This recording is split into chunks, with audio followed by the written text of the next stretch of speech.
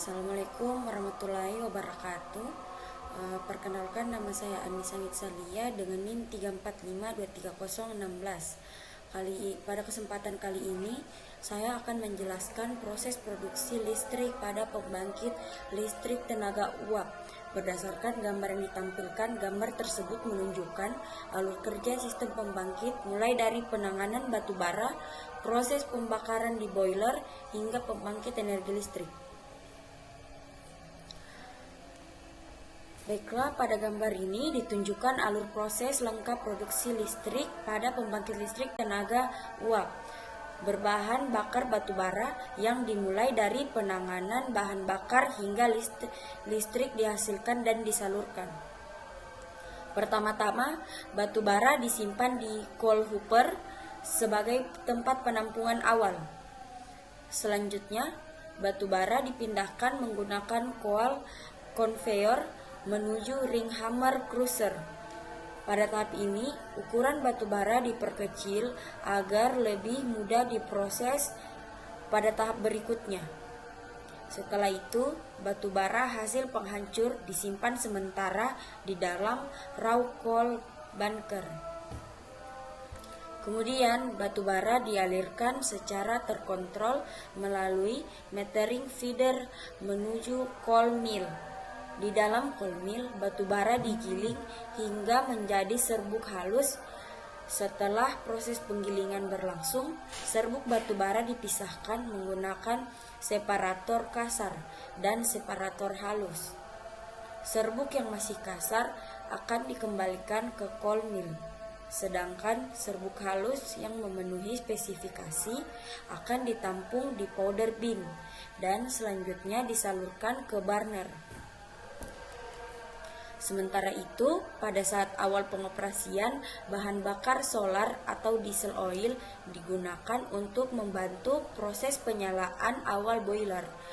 Setelah nyala api stabil, serbuk batu bara mulai dibakar di dalam furnace atau boiler. Akibat pembakaran tersebut, energi panas yang besar dihasilkan dan digunakan untuk memanaskan air di dalam pipa-pipa boiler. Selanjutnya, air yang dipanaskan akan berubah menjadi uap dan kemudian dialirkan menuju superheater. Pada tahap ini, temperatur uap dinaikkan sehingga dihasilkan uap panas lanjut atau superheated steam yang memiliki tekanan dan suhu tinggi. Uap inilah yang kemudian diarahkan ke turbin. Setelah itu, uap panas memutar sudut-sudut turbin sehingga menghasilkan energi mekanik. Energi mekanik tersebut selanjutnya diteruskan ke generator yang kemudian mengubahnya menjadi energi listrik. Lalu listrik yang dihasilkan selanjutnya disalurkan ke sistem distribusi. Namun demikian, uap yang keluar dari turbin belum langsung dibuang.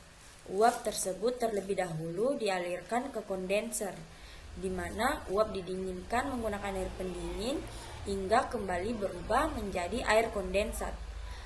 Setelah itu, kondensat dipompa oleh kondensat pump menuju sistem pemanas awal, yaitu low pressure heater atau LPH, dan hingga pressure heater atau HPH. Selanjutnya, air kondensat masuk ke daerator yang berfungsi untuk menghilangkan kandungan gas terlarut seperti oksigen dan karbon dioksida.